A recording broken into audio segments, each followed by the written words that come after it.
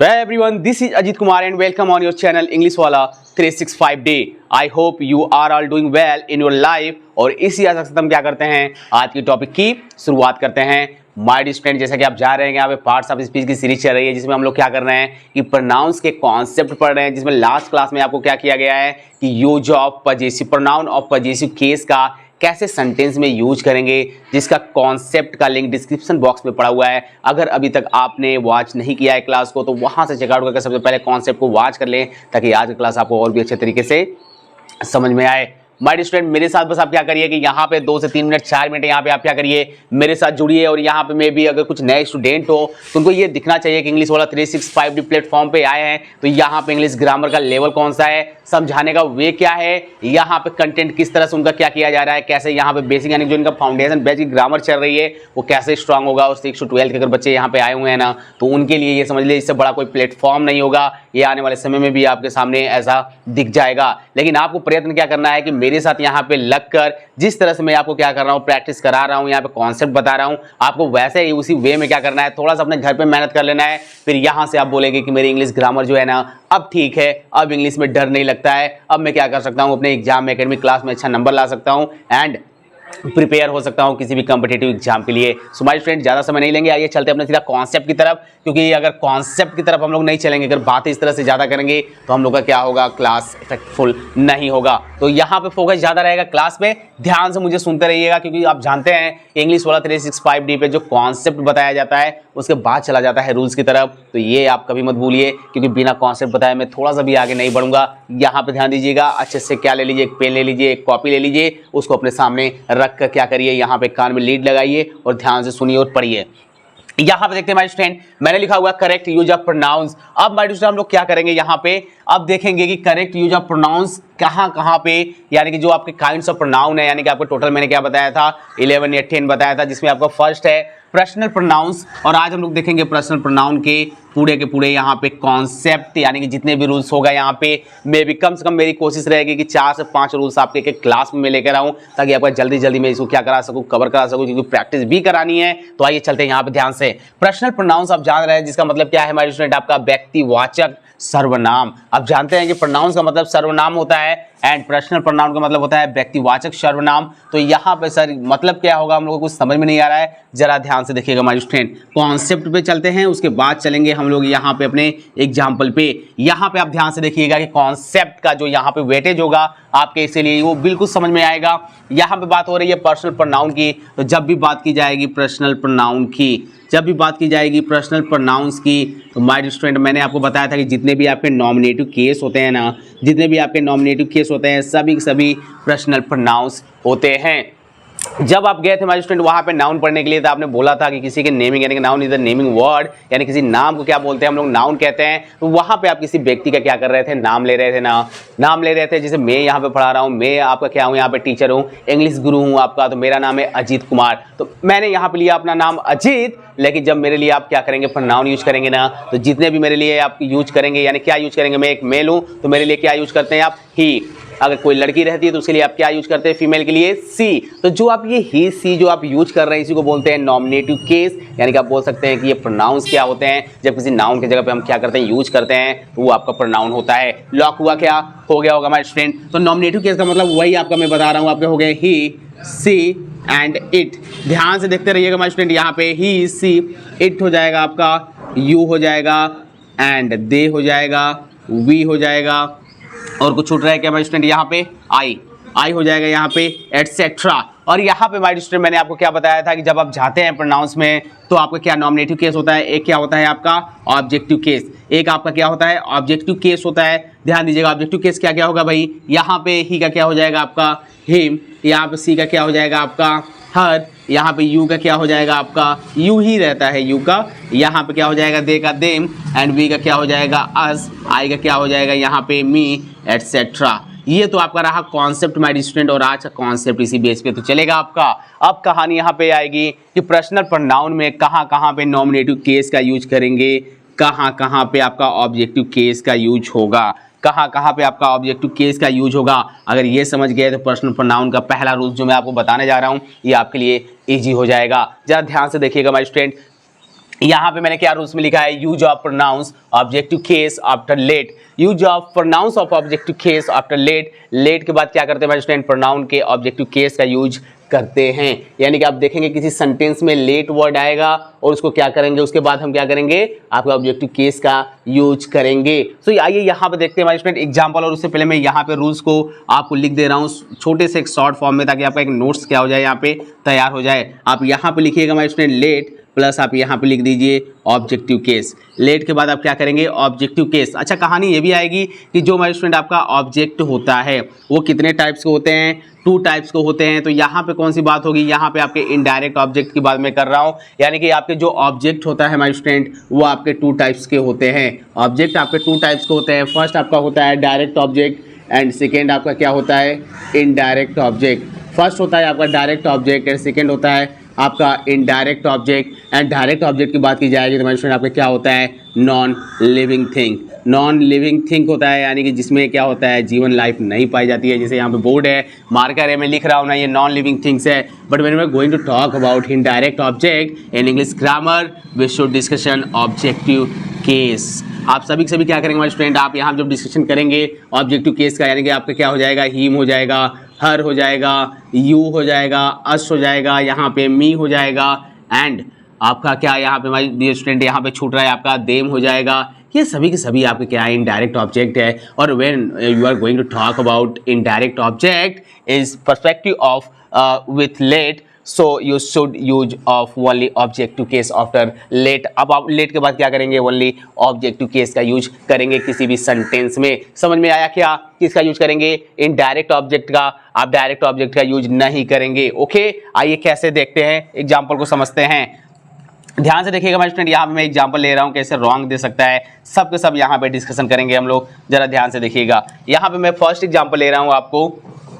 Late, यहाँ पे मैंने लिखा हिम, यहाँ पे मैंने लिख दिया गो। क्या ये सेंटेंस सही है, यस माय स्टूडेंट सेंटेंस सही है। आप देख रहे हैं कि यहाँ पे लेट है ना, तो लेट के बाद ही तो मैंने बोला है कि जो आपका यूज होगा वो कौन सा आपका केस यूज होगा, ऑब्जेक्टिव केस यूज होगा। सर अभी तो आपने बताया, रूल सामने तो लिखा हुआ है, बहुत सी हमको अच्छे तरीके से यहाँ पे दिख रहा है। लेट के बाद हमेशा ऑब्जेक्टिव केस का यूज करेंगे, यानी कि आपको जो मैं कॉन्सेप्ट बताया हूँ, ऑब्जेक्टिव केस यूज होगा आफ्टर लेट, नॉमिनेटिव केस का यूज नहीं करेंगे। क्योंकि आप पर्सनल प्रोनाउन पढ़ रहे हैं तो भाई यही दोनों चलते हैं, पर्सनल प्रोनाउन में यही चलते हैं ना, कोई तीसरा भी चलता है? नहीं सर, आपने तो बताया था वहाँ पे जब काइंड्स ऑफ प्रोनाउन बता रहे थे तो वहाँ पे आपने डिस्कशन किया था कि प्रोनाउन में तो sir I, me, we, they, you, and उसका ऑब्जेक्टिव केस ठीक क्या होता है student, him, her, you, them, us, ये होता है, मी होता है। तो कहानी तो भैया पर्सनल प्रोनाउन का आप करेक्ट यूज जब देख रहे हैं कि इंग्लिश ग्रामर में कैसे करेंगे आप प्रोनाउन की क्लास में, तो आपको यही कॉन्सेप्ट चलेगा कि कहाँ कहाँ पे नॉमिनेटिव केस यूज होगा, कहाँ कहाँ पे ऑब्जेक्टिव केस यूज होगा। एकदम सिंपल सा आपको अच्छा सा यहाँ पे क्या दिख रहा होगा,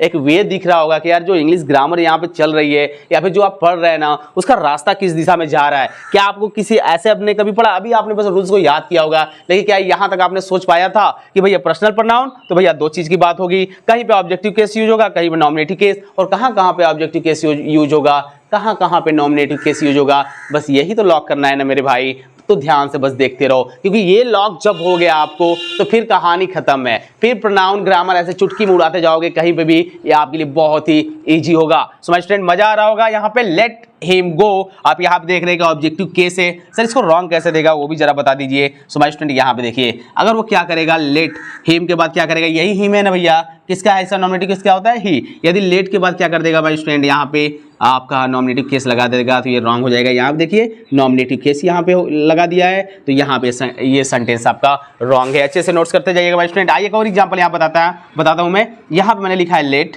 you and me go, you, let you and me go. अब यहाँ पर स्टूडेंट आप लेट को क्या करेंगे, आप ये मत समझ लीजिए कि यहाँ पे मैंने सब्जेक्टिव केस लिखा है, क्योंकि यू का ऑब्जेक्टिव केस भी क्या होता है, यू ही होता है, इसीलिए मैंने यहाँ पे क्या लिखा है, यू लिखा है। आप यहाँ पे देख रहे हैं कि ये ऑब्जेक्टिव केस है एंड यहाँ पे भी क्या है, ऑब्जेक्टिव केस है। अच्छा, कहानी कैसे आएगी सर, इसको कैसे रॉन्ग देगा, ये सेंटेंस आपका करेक्ट है माय स्टूडेंट, क्योंकि लेट है, ऑब्जेक्टिव केस एंड यहाँ पे भी ऑब्जेक्टिव केस, इस तरह से भी आपके सेंटेंस में यूज होता है। तो ध्यान देते रहिएगा माय स्टूडेंट।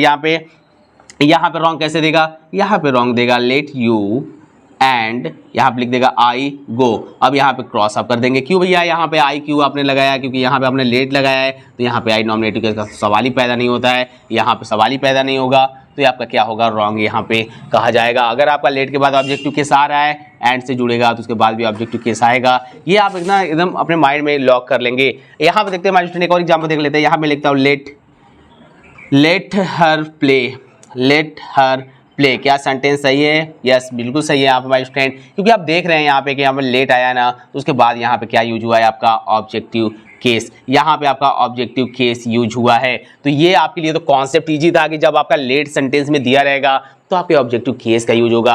वह ऑब्जेक्टिव केस किसी सेंटेंस में कितने टाइप से यूज होते हैं? 2 टाइप से सर। ये ऑब्जेक्ट तो पहले आप जानते हैं कि कितने टाइप्स के होते हैं, एक डायरेक्ट होता है, एक इनडायरेक्ट होता है। तो इनडायरेक्ट ऑब्जेक्ट का यूज हम करते हैं लेट के बाद, और कैसे सेंटेंस में करते हैं, कैसे एरर देता है, इसका कॉन्सेप्ट आपने यहाँ पे देख लिया बहुत ही जबरदस्त तरीके से। अभी ये क्लास आपका एंड नहीं हुआ है माय फ्रेंड, कम से कम मैं यहाँ डिस्कशन करूंगा 3 से 4 रूल्स कम से कम आपको बता के जाऊंगा। मेरे साथ बने रहिएगा इस क्लास के एंड तक, क्योंकि अगर आप ये कॉन्सेप्ट सब छोड़ते हैं तो आपका प्रॉपर जो एक नोट्स बना रहे हैं वो भी अच्छा नहीं होगा, एक जो नॉलेज आपका इंप्रूवमेंट हो रहा है उस पर भी क्या होगा, फर्क पड़ेगा। तो आइए चलते हैं नेक्स्ट रूल्स की तरफ और देखते हैं कि नेक्स्ट रूल्स कौन सा यहाँ पे कॉन्सेप्ट होगा आपके पर्सनल प्रोनाउन में, कैसे उसके साथ नॉमिनेटिव केस, ऑब्जेक्टिव केस का यूज होगा। क्योंकि भैया पर्सनल प्रोनाउन पढ़ रहे हो तो यही चीज का यूज होना है, बाकी तीसरा कुछ यूज ही नहीं होना है। कहाँ पे ऑब्जेक्टिव केस, कहाँ पे नॉमिनेटिव केस लगेगा, बस इतना ध्यान में रखो। बाकी सब साफ साफ आपको रूल्स आपके माइंड में छपता जाएगा एक प्रिंटर की तरह। तो आइए चलते हैं और देखते हैं यहाँ पे रूल्स नंबर 2 क्या है और उसके कॉन्सेप्ट को समझते हैं। तो आइए नेक्स्ट रूल्स देखते हैं हमारे स्टूडेंट, आपका क्या है पर्सनल प्रोनाउन में। आप देख रहे हैं कि यहाँ पे मैंने लिखा हुआ है कि प्रोनाउन के ऑब्जेक्टिव केस का यूज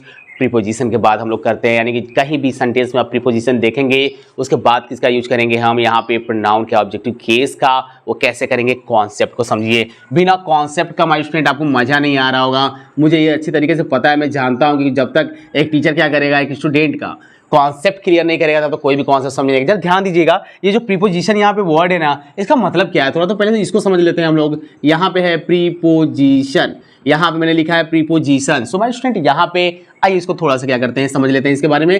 प्रीपोजिशन का मतलब होता है प्री, प्लस यहाँ पे क्या हो जाएगा माय स्टूडेंट आपका यहाँ पे पोजीशन। प्री का मतलब होता है माय स्टूडेंट आपका बिफोर, आपका क्या होता है बिफोर, एंड पोजीशन का मतलब होता है आपका यहाँ पे प्लेस। माय स्टूडेंट करते क्या है कि हम जब किसी नाउन या प्रोनाउन के पहले, जब हम किसी नाउन या प्रोनाउन के क्या करते हैं, पहले क्या करते हैं हम लोग, यहाँ पे किसी प्रीपोजिशन के क्या करते हैं, यूज करते हैं, और वो संबंध किसी और सेंटेंस में किसी के साथ दिखाता है तो वहाँ पे क्या होता है, यूज आपका प्रीपोजिशन का यूज होता है। यानी कि प्री का मतलब होता है पहले, पोजीशन का मतलब होता है प्लेस। किसी नाउन और प्रोनाउन के पहले लगने वाले आपके जितने भी आपके यहाँ पे वर्ड है सभी आपके क्या कहलाएंगे, प्रीपोजिशन कहलाएंगे। लॉक हुआ क्या? तो कहानी यहाँ पे ये आएगी कि सर आपने ये क्यों बताया, हमें थोड़ा मतलब समझ में नहीं आ रहा है। तो जरा ध्यान दीजिएगा, पर्सनल प्रोनाउन का मैंने कॉन्सेप्ट आपको यही ना बताया माय स्टूडेंट कि आपके जो भी रहते हैं नॉमिनेटिव केस, सर ये तो हम लिखे हैं, ये आपने लिखा है इसलिए मैं लिखूंगा नहीं अब। और आपका क्या होता है, ऑब्जेक्टिव केस होता है। तो मैंने यही तो बोला कि आपके ऑब्जेक्टिव केस, प्रोनाउन के ऑब्जेक्टिव केस का यूज आपके प्रीपोजिशन क्या करते हैं। ऑब्जेक्टिव केस जो भी होते हैं माय स्टूडेंट आपके, मैंने वो लिखा था, क्या मैंने लिखा था, आपका हिम लिखा था, हर लिखा था, यू लिखा था, एंड अस लिखा था, देम लिखा था, एंड मी लिखा था। यही आपने नोट किया है ना। चलिए अब मैं इसको ज़्यादा यहाँ पर डिस्कशन नहीं करूँगा, ये सीधा कॉन्सेप्ट तरफ चलते हैं। बट इतना रट लीजिएगा कि प्रोनाउन के ऑब्जेक्टिव केस का यूज जो हम लोग क्या करते हैं माय स्टूडेंट, प्रीपोजिशन के बाद यूज करते हैं। वो कैसे किसी सेंटेंस में करेंगे, जरा ध्यान दीजिएगा। यहाँ पे एग्जांपल मैंने लिखा हुआ है, Mohan lobbed at you and me. आप यहाँ देख रहे हैं कि लॉब्ड एट एक माय स्टूडेंट आपका क्या है, यहाँ पे प्रीपोजिशन है। ये लॉब्ड एट आप देख रहे हैं कि ये इस तरह से प्रीपोजिशन में यूज होता है, मतलब साथ में लॉब्ड एट होता है। और आप कहीं देखेंगे माय स्टूडेंट आपका बिटवीन हो जाएगा, एमोंग हो जाएगा, यहाँ पे बिटवीन हो जाएगा, एमोंग हो जाएगा। आप देखेंगे आपका क्या रहेगा माय स्टूडेंट, विथ रहेगा, ऑफ रहेगा, इन रहेगा, टू रहेगा। ये सभी आपको प्रीपोजिशन है। जब मैं प्रीपोजिशन की क्लास पढ़ाऊंगा तो वहाँ पे हर एक क्या करेंगे हम लोग, यूज देखेंगे कि कैसे सेंटेंस में उनका सही पोजीशन पे उनको कैसे क्या करेंगे, वहाँ पे उनका यूज करेंगे। तो यहाँ पे आप देख रहे हैं कि Mohan lobbed at you and me, यहाँ पे लगा हुआ है आपका प्रीपोजिशन। और उसके बाद आप देखिए यहाँ पे यू एज ऑब्जेक्टिव केस के रूप में यूज है, एंड मी के बाद भी देखिए आपका किस में यूज है, ऑब्जेक्टिव केस में। तो ये आपका सेंटेंस करेक्ट होगा माय स्टूडेंट। रॉन्ग आपका यही से कैसे देगा, वो रॉन्ग देगा। आपका क्या करेगा, यहाँ से सब कुछ लिखते हुए आप लिखिए अपने कॉपी पे, सब कुछ लिखते हुए चलेगा। यहाँ पे एंड के बाद मी की जगह क्या करेगा, आई लगा देगा, और यही से आपका क्या हो जाएगा, रॉन्ग हो जाएगा। आई होप कि आप समझ रहे होंगे माय स्टूडेंट। यहाँ पे लिखा हुआ है divides this mangoes between her and me. आप यहाँ पे देख रहे हैं माय स्टूडेंट कि आपका आ गया ना बिटवीन प्रीपोजिशन, मैंने भी आपको बताया। और यहाँ पे आप देख रहे हैं कि यहाँ पे जैसे ही प्रीपोजिशन आपका बिटवीन सेंटेंस में आया, अब उसके बाद देखिएगा माय स्टूडेंट कि अगर आपके ऑब्जेक्टिव केस का यूज हुआ है ना, ऑब्जेक्टिव केस का यूज हुआ है ना, और एंड से जुड़ा है तो उसके बाद अगर फिर कोई क्या करेगा यहाँ पे प्रोनाउन का यूज करेगा तो प्रोनाउन का ऑब्जेक्टिव केस का ही यूज होगा यहाँ पे। इसको एकदम पूरा लॉक कर लीजिए अपने माइंड में और इसको अच्छे से नोट्स कर लेंगे क्योंकि एरर आपके यही से फाइंड होते हैं। एरर में फाइंड आपसे क्या ही करवा सकता हूँ हमारे स्टूडेंट। चलिए बना ही देता हूँ आपके कॉम्पिटेटिव एग्जाम जैसा। आप लोग के थोड़ा थोड़ा क्या होती है जरूरत होती है क्योंकि सर थोड़ा वैसे अगर प्रैक्टिस कराएंगे तो हम लोग को थोड़ा आइडिया भी लगता जाएगा। वो तो मैं कराऊंगा, ये भी उसमें तो टाइम है क्योंकि कॉन्सेप्ट चल रहा है तो क्लास ज़्यादा लेंदी हो जाएगा, लेकिन सीख रहे हैं आप तो सीखिए। यहाँ पे डिवाइड दीज, यहाँ पे मैंने लिखा ये एक कर दिया हमारे स्टूडेंट। यहाँ पे मैंने लिख दिया मैंगोज, यहाँ पे मैंने लिख दिया बिटवीन, यहाँ पे मैंने लिखा बिटवीन और यहाँ पे मैंने लिखा हर एंड यहाँ पे मैंने लिख दिया आई और यहाँ पे मैंने लिखा नो एरर। यहाँ पे मैंने लिखा no error. So my student कहानी यहाँ पे आएगी किस, यहाँ पे आपका एरर किस पार्ट में है। चलिए ए मैंने लिख दिया, यहाँ पे मैंने बी लिखा, यहाँ पे मैंने सी लिखा, ये मैंने डी लिखा और यहाँ पे सॉरी माय स्टूडेंट यहाँ पे ये आपका बी हो गया, ये आपका सी हो गया और यहाँ पे आपका डी हो गया। चलिए बताइए किसमें रॉन्ग है। सिंपल सी बात है सर, सी आपका क्या करिए टिक करिए। यहाँ पे एरर है क्योंकि आपने बताया है कि यहाँ पे आप देख रहे हैं कि प्रीपोजिशन का यूज है ना, तो प्रीपोजिशन का यूज है तो आप हर तो ऑब्जेक्टिव केस एक तो दिख रहा है, लेकिन यहाँ पे सब्जेक्टिव केस नॉमिनेटिव केस का यूज कर दिया है जो कि रॉन्ग है। नॉमिनेटिव केस का यूज नहीं होगा, ऑब्जेक्टिव केस का यूज होगा। तो यहाँ पे मी की जगह पे आप क्या करिए, यहाँ पे आई की जगह पे क्या करेंगे, मी लिखेंगे, तब ये सेंटेंस आपका करेक्ट होगा। क्या प्रॉब्लम है स्टूडेंट, इससे इजी कॉन्सेप्ट नहीं हो सकता। आप कॉन्सेप्ट को नोट अलग करेंगे और एग्जाम्पल और रूल्स को अपने कॉपी पे अलग नोट्स करिए और फिर क्या करिए, किसी आपको ना बुक की आवश्यकता पड़ेगी, ना किसी और प्लेटफॉर्म की, ना किसी और टीचर की। आप दिल लगा के यहाँ जो कुछ बताया जा रहा है उसको फॉलो करते जाइए। अपने आप में आपको एहसास होगा अंदर से कि वाह मजा आ रहा है। आइए चलते हैं हमारे स्टूडेंट, देखते हैं कि प्रीपोजिशन का और किस केस में हमारा क्या होता है, ऑब्जेक्टिव केस या नॉमिनेटिव केस का यूज कैसे करते हैं सेंटेंस में, इस कॉन्सेप्ट को समझते हैं। तो आइए देखते हैं यहाँ पे हमारे स्टूडेंट रूल्स नंबर 3 क्या है। यहाँ पे लिखा हुआ है use of pronoun of objective case after preposition like and unlike. आप ये भूल जाइए अभी हमारे स्टूडेंट ऊपर मैंने क्या लिखा हुआ, बस इतना जानिए किसी प्रोनाउन के ऑब्जेक्टिव केस का यूज आफ्टर प्रीपोजिशन करते हैं। अगर आप इस केस में देखेंगे कि यदि आपके सेंटेंस में लाइक एंड अनलाइक का यूज हुआ है ना, तो आप क्या करेंगे, इसको प्रीपोजिशन के रूप में अगर आप इसे क्या करेंगे, यूज हुआ है सेंटेंस में, तो आप इसके बाद ऑब्जेक्टिव केस का यूज करेंगे। यानी कि सिंपल सा रूल्स लिखिए यहाँ पे। चलिए मेरे साथ रूल्स लिखिए अपने कॉपी पे और अच्छे से क्या करेंगे, नोट्स बनाते चलेंगे। यहाँ पे लिखिए आप लाइक और यहाँ पे आप क्या लिखेंगे, अनलाइक। यहाँ पे आप क्या लिखेंगे, अनलाइक। देन आफ्टर आप क्या लिखेंगे, यहाँ पे ऑब्जेक्टिव केस। आप नॉमिनेटिव केस का यूज नहीं करेंगे। एकदम छाप लीजिए अपने माइंड में माय स्टूडेंट, इसको छाप लीजिए क्योंकि आप जानते हैं जब आप छाप लेंगे अपने माइंड में ना, तो जब आप एग्जाम में अपने जाएंगे ना, तो वहाँ पे क्वेश्चन को क्या करेंगे, तोड़ के आएंगे। क्योंकि जिगरा चाहिए हमारे स्टूडेंट क्या करने के लिए, फेस करने के लिए एग्जाम को, और इतने रूल्स को याद करने के लिए वही बच्चे करेंगे। और यहाँ पे भी वही बच्चे क्या कर रहे होंगे हमारे स्टूडेंट, यहाँ पे जुड़े हैं जो वास्तव में सीख रहे हैं और उनको कितना ईजी वे से बताया जा रहा है। अब यहाँ पे कहानी फिर आएगी कि ऑब्जेक्टिव केस में किसका यूज करेंगे, तो मैं यहाँ पे फिर से कॉन्सेप्ट आपको बता सकता हूँ कि ऑब्जेक्टिव केस में आप क्या करेंगे हमारे स्टूडेंट, इनडायरेक्ट ऑब्जेक्ट का यूज करेंगे। Indirect object in the sense यानी कि him, her, you, us, me, them, इनका यूज करेंगे। सो कहानी यहाँ पे आएगी। सर एग्जांपल दीजिए तब हम लोग को शायद बेटर तरीके से समझ में आए। तो एग्जांपल आप यहाँ पे देखिए माय स्टूडेंट ध्यान से। यहाँ पे मैं लिखूंगा you are like her, you are like her. अच्छा सर लाइक एंड अनलाइक का यूज क्या किसी और भी केस में करते हैं क्या? यस माय स्टूडेंट, कभी कभी आप देखेंगे किसी सेंटेंस में, इसको भी आप नोट करते रहेंगे। जो मैं समझाता हूँ ना, जो मैं बताता हूँ उसको भी साइड में अपने कॉपी पे नोट्स करते रहिए, क्योंकि पढ़ाने का ये वे नहीं है कि बस आपको मैं लिख कर लेकर आ गया, एग्जाम्पल में आपको बता दिया, आपका हो गई पढ़ाई। ये पढ़ाई नहीं होती है। आपको किसी भी कॉन्सेप्ट के जड़ तक जाना होगा, पहचानना होगा, तब जाके आप क्वेश्चन को क्या करेंगे, इधर का उधर कर सकते हैं। यानी क्वेश्चन को उसकी औकात दिखाने का क्षमता आपके अंदर आ सकता है जब आपके अंदर कॉन्सेप्ट भरा होगा। सिर्फ रटने से काम नहीं होगा, सिर्फ रूल्स याद करने से काम नहीं होगा। अगर आप ऐसा करेंगे तो फिर आपका little knowledge is dangerous knowledge वाली हाल होगी। यानी कॉन्सेप्ट पे आइए माय स्टूडेंट। किसी भी सेंटेंस में क्या करते हैं, कभी कभी एज हम लोग लाइक अनलाइक का यूज क्या करते हैं, एज अ वर्ब के रूप में भी करते हैं। तो लेकिन कहीं कहीं पे आप सेंटेंस में देखेंगे कि लाइक एंड अनलाइक का यूज एज अ प्रीपोजिशन हुआ है, एज अ प्रीपोजिशन यूज हुआ है। तो आप करेंगे क्या माय स्टूडेंट, यहाँ पे आप उसके बाद ऑब्जेक्टिव केस का यूज करेंगे। ऑब्जेक्टिव केस क्या होता है बता दिया हूँ, बार बार नहीं बताऊंगा, आपने नोट्स भी कर लिया है। यहाँ आप देखिए यू आर लाइक हर। अब यहाँ पे आप देखेंगे कि भाई अब यहाँ पे आपका लाइक है ना, तो यहाँ पे लाइक प्रीपोजिशन की तरह यूज हुआ है। तो उसके बाद आप देखिए कि यहाँ पे ऑब्जेक्टिव केस का यूज हुआ है, यहाँ पे ऑब्जेक्टिव केस का यूज हुआ है। आइए चलते हैं एक और एग्जांपल से समझते हैं माय स्टूडेंट। यहाँ पे लिखूंगा माय सन, यहाँ पे मैं लिख दे रहा हूँ my son looks like me. अब यहाँ पे मैं समझता हूँ इस एग्जांपल को कि माय सन जो मेरा बेटा है लुक्स दिखता है लाइक मी, किसकी तरह, मेरी तरह। आप यहाँ पे लाइक जब देखेंगे ना तो कैसे यूज हुआ है भैया, यहाँ पे एज अ प्रीपोजिशन यूज हुआ है सर, क्या बात करते हैं आप। और यहाँ पे आप देख रहे हैं ना मी है, आपका ऑब्जेक्टिव केस के रूप में यूज हुआ है, ऑब्जेक्टिव केस के रूप में यूज हुआ है माय स्टूडेंट। मजा आ रहा होगा आपको ना, क्योंकि आपको एक ही क्लास में इतने सारे रूल्स और इतने सारे कॉन्सेप्ट देखने को मिल रहे हैं। रॉन्ग कैसे देगा भैया, रॉन्ग कैसे देगा यहाँ पे सर, उसको भी थोड़ा बता दीजिए। तो क्या लग रहा है आपको माय स्टूडेंट कि रॉन्ग कैसे दे सकता है सर? सिंपल सा तो है, ऑब्जेक्टिव केस की जगह पे नॉमिनेटिव केस करेगा, उसके बाद उसकी कोई औकात नहीं कि कुछ करेगा। बाकी आपको इधर भैया टेंस आनी चाहिए कि सीक्वेंस क्या चलता है आपके सेंटेंस का, टेंस पढ़ा दिया गया है बहुत अच्छे तरीके से।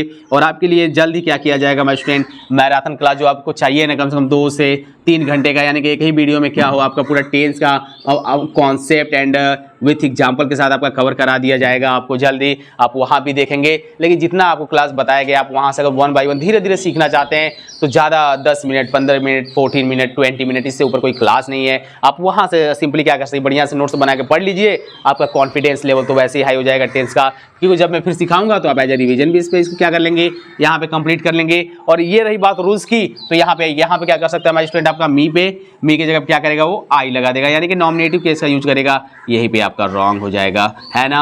ये पूरा एकदम क्लियर हो गया होगा। आइए चलते हैं, देखते हैं रूल्स नंबर 4 क्या है, जो कि आज का लास्ट रूल्स होगा इस कॉन्सेप्ट में। फिर हम लोग नेक्स्ट क्लास में देखेंगे, क्योंकि क्लास आपके लिए लेंदी हो जाएगा। तो फटाफट डिस्कशन करते हैं रूल्स नंबर 4 के बारे में। तो यहाँ पे देखिए हमारे स्टूडेंट, रूल्स नंबर 4 क्या है, यहाँ पे लिखा हुआ है use of but as a preposition and before but. यानी कि यहाँ पे हमारे स्टूडेंट सबसे पहले ये देखिएगा कि यदि बट का यूज एज अ प्रीपोजिशन किसी सेंटेंस में हुआ है और इससे पहले, यानी कि बट से पहले, यानी कि अगर जब भी बट का यूज पहले एज अ प्रीपोजिशन के रूप में होगा तो उसका मीनिंग क्या लिखा आएगा माय स्टूडेंट, यहाँ पे के सिवा या एक्सेप्ट। यानी कि आपको याद करना पड़ेगा माय स्टूडेंट कि जब बट का यूज एज अ प्रीपोजिशन करेंगे तो इसकी मीनिंग आती है के सिवा या एक्सपेक्ट। और यहाँ पे माय स्टूडेंट आप करेंगे क्या, सॉरी एक्सपेक्ट नहीं माय स्टूडेंट, एक्सेप्ट, और जिसका मतलब होता है के सिवा।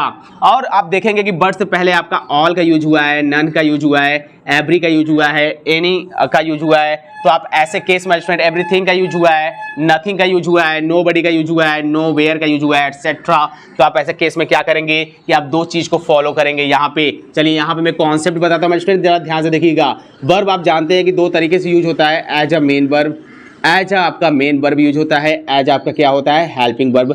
ये आपको माय स्टूडेंट समझ में आना चाहिए। आप देखेंगे कि यदि वर्ब के पहले आपका किसका यूज हुआ है, बट का यूज हुआ है, यानी कि वर्ब के पहले, बिफोर वर्ब, यानी कि बिफोर वर्ब के पहले आपके क्या क्या यूज हुआ है, बट का यूज हुआ है, तो आप हमेशा क्या देखेंगे माय स्टूडेंट, लिख लीजिए रूल्स को, बट प्लस नॉमिनेटिव केस, जो कि मैं यहाँ पर लिखा हूँ। यहाँ पे मैंने लिखा हुआ है बट थोड़ा सा अलग तरीके से लिखा है, तो यहाँ पे थोड़ा अच्छे समझ लेंगे।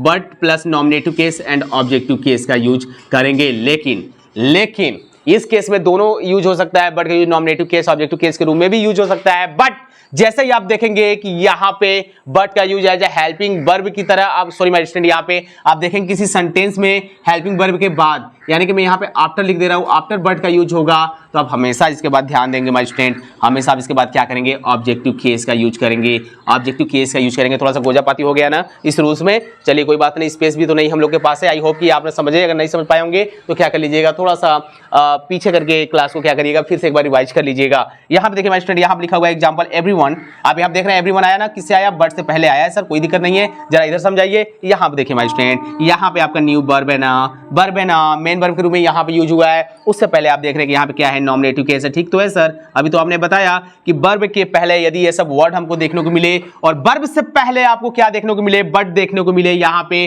तो जो हम लोग क्या करेंगे, यूज करेंगे नॉमिनेटिव केस या ऑब्जेक्टिव केस, दोनों का यूज कर सकते हैं। न्यू द आंसर, ये सेंटेंस आपका बिल्कुल करेक्ट है। अदर वे में आप इसे क्या लिख सकते हैं माय स्टूडेंट, स्पेस तो ज्यादा है ही नहीं।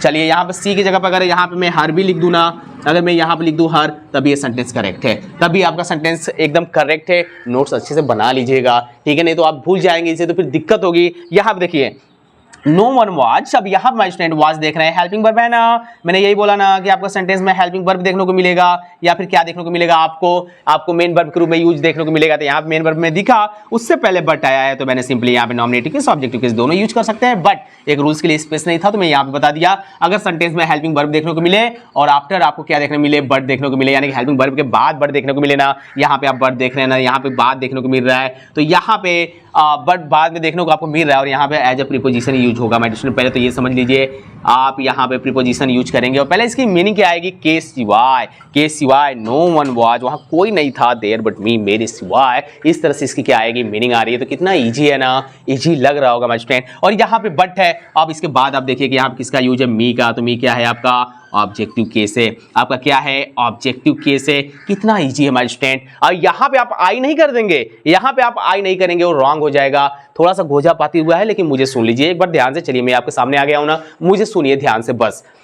यदि बट का यूज किसी सेंटेंस में एज ए प्रीपोजिशन यूज होगा तो ऐसे केस में बट की जो मीनिंग निकल कर आएगी वो आएगा एक्सेप्ट, यानी के सिवाय। और उसके बाद माय स्टूडेंट आप देखेंगे कि जितने भी आपके वर्ड है, बट से पहले एवरीवन, नो वन, एनीवन, आप देख रहे हैं नोवेयर, एटसेट्रा, जितने भी वर्ड आप देख रहे हैं यदि पहले यूज होगा तो यहाँ पे आपको सेंटेंस में ये देखना पड़ेगा कि जो आपका मेन वर्ब है वो दो तरीके से, हेल्पिंग वर्ब है, जो आपका वर्ब है वो दो तरीके से यूज होता है, एक मेन वर्ब की तरह यूज होता है, एक हेल्पिंग वर्ब की तरह यूज होता है। तो जब आपका मेन वर्ब की तरह यूज होगा और मेन वर्ब से पहले आपका बट आएगा तो उस केस में आप देखेंगे कि सेंटेंस में आपके नॉमिनेटिव केस, ऑब्जेक्टिव केस दोनों का यूज कर सकते हैं। लेकिन आप जैसे ही क्या करेंगे यहाँ पे हमारे स्टूडेंट की हेल्पिंग वर्ब के बाद आप बट देखेंगे कि आपके सेंटेंस में यूज हुआ है ना, जब बट प्रीपोजिशन है, जब आप क्या कर रहे हैं सेंटेंस में यूज कर रहे हैं तो उसके बाद आपका ऑब्जेक्टिव कैसा आएगा। कहानी खत्म है यार, यहीं पे कहानी खत्म है मेरे भाई। समझ में आया क्या? तो यही बस आपका रूल्स है, इसको अच्छे से नोट्स करिए, आप अच्छे से नोट्स करिए, पहले नहीं भूल जाएगा। और मैं यहाँ पे लिख दे रहा हूँ मोस्ट इंपॉर्टेंट रूल्स है ये। आपके एग्जाम से पर्पस आप देखते हैं रुला देगा यार, ये बच्चों को रुलाएगा पक्का। और एग्जाम में यहाँ से क्वेश्चन आपके हो सकता है, मे भी एग्जामिनर क्या कर रहे हो यहाँ पे देख रहे हो, कभी बाय द वे उनकी निगाह मेरे क्लास पे पड़ गई तो हो सकता है यहाँ से भी एक क्वेश्चन आपके लाइव में बना देंगे और आपको अटेंड करने की यहाँ पे क्या होगी, अगर आप पढ़े रहेंगे तो बहुत ही आसानी होगी। तो जल्दी से इसको नोट्स करिए फटाफट, इस कॉन्सेप्ट को भी लिख लीजिएगा। ये तो कॉन्सेप्ट प्रीपोजिशन वाला मैंने बताया, अगर आपने नोट्स नहीं किया तो इसको भी आप नोट्स कर सकते हैं। बाकी कोई कॉन्सेप्ट वाइज स्टूडेंट यहाँ पे आपके 4 रूल्स को डिस्कशन किया गया है जो कि सभी के सभी अपने आप में क्या थे, एक ऐसे कॉन्सेप्ट है जो आपको आना चाहिए, क्योंकि आप स्पीकिंग के लिए जा रहे हैं तभी यूज है, ग्रामर के लिए जा रहे हैं तभी यूज है, किसी पढ़ाएंगे तभी यूज है, आप अपने लाइफ में कॉम्पिटिटिव के लिए जा रहे हैं एकेडमिक क्लास में तभी आपके लिए यूज है। तो किसी भी तरीके से आपके लिए क्या है स्टूडेंट, हर तरीके से ये बेनिफिशियल है। तो रिवाइज करेंगे, अच्छे से पढ़ेंगे और ज़्यादा क्लास अब यहाँ से मैं आगे नहीं लेकर जा पाऊंगा मास्टर, क्योंकि क्लास आपके लिए बोरिंग लगने लगेगा तो कॉन्सेप्ट में मजा नहीं आएगा। नेक्स्ट क्लास में हम फिर देखेंगे कि पर्सनल प्रोनाउंस के और भी जो कॉन्सेप्ट है, कम से come my student personal pronoun के आपके 10 to 15 रूल्स है। 4 मैंने डिस्कशन कर लिया है, कम से कम 10 के आसपास तो है ही। अब 5, 6, 7 रूल्स देखेंगे नेक्स्ट क्लास में। तब तक दिल लगा के पढ़ते रहिएगा। All the best.